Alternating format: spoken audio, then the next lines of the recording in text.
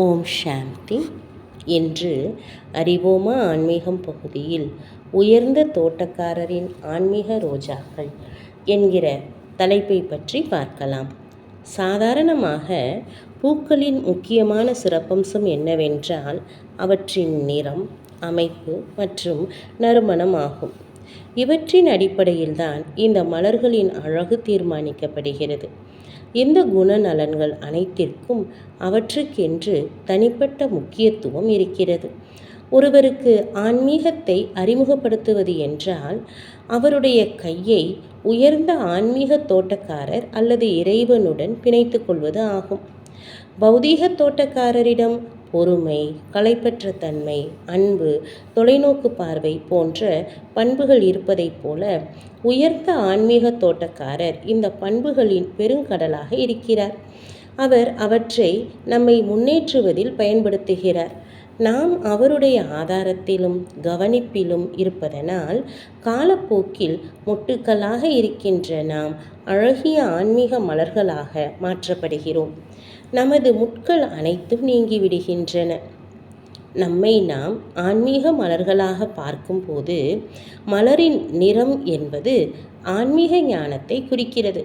ஆன்மீக தோட்டக்காரரால் பகிரப்படும் ஞானத்தை எவ்வளவு தனக்குள்ளே நிறைத்து கொள்கிறோம், மேலும் அவற்றை நம்முடைய தினசரி வாழ்க்கையில், எண்ணங்களில், வார்த்தைகளில், செயல்களில், உறவுகளில் கொண்டு வருகிறோம். அதன் ஆதாரத்தில் மிகவும் அழகான நிறத்தை நாம் எடுத்துக்கொள்வோம்.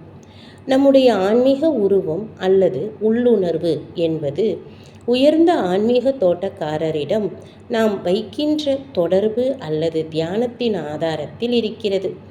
எவ்வளவு ஆழமான மேலும் உறுதியான தொடர்பு அல்லது தியானம் நாம் வைக்கின்றோமோ அவ்வளவு அழகான உருவம் நமக்கு கிடைக்கிறது.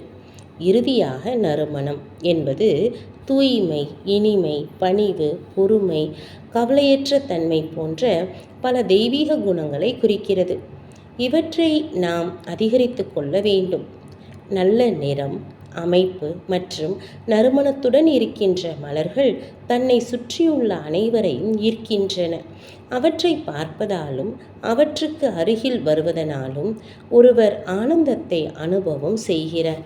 இதுவே ஆன்மீக மலர்களுக்கும் பொருந்துகிறது. மலர்களில் சிறந்தவை என்று ரோஜா மலர்களை கூறுகிறார்கள்.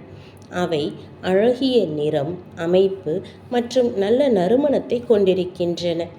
தொடர்ந்து ஆன்மீக உணர்வில் நிலைத்திருக்கும், மேலும் பிறருக்கும் அந்த உணர்வின் நறுமணத்தை பரப்பும் ஆத்மாக்கள் தான் ஆன்மீக ரோஜா மலர்கள் ஆவார்கள். அவர்களுடைய எண்ணங்கள், வார்த்தைகள் மற்றும் செயல்கள் முதலானவை அவர்களின் உள்ளுணர்வின் ஆதாரத்தில் வடிவமைக்கப்படுகின்றன. ஆன்மீக தோட்டக்காரராகிய இறைவனுடன் அவர்களுக்கு ஆழமான தொடர்பு இருக்கின்றது. அவர்கள் பிறரும் அந்த உறவின் அனுபவத்தை செய்கின்றார்களா, ஆன்மீக ரோஜாக்களாக ஆகுகிறார்களா என்பதை உறுதிப்படுத்திக் கொள்வதில் மிகுந்த ஆர்வத்துடன் இருப்பார்கள். இது ஒவ்வொரு ஆத்மாவின் மீதும் இறைவனுக்கு இருக்கிற ஆழமான விருப்பமாகும். அவர்கள் அந்த விருப்பத்தை பூர்த்தி செய்வதில் அவருக்கு உதவுகிறார்கள். ஓம் சாந்தி.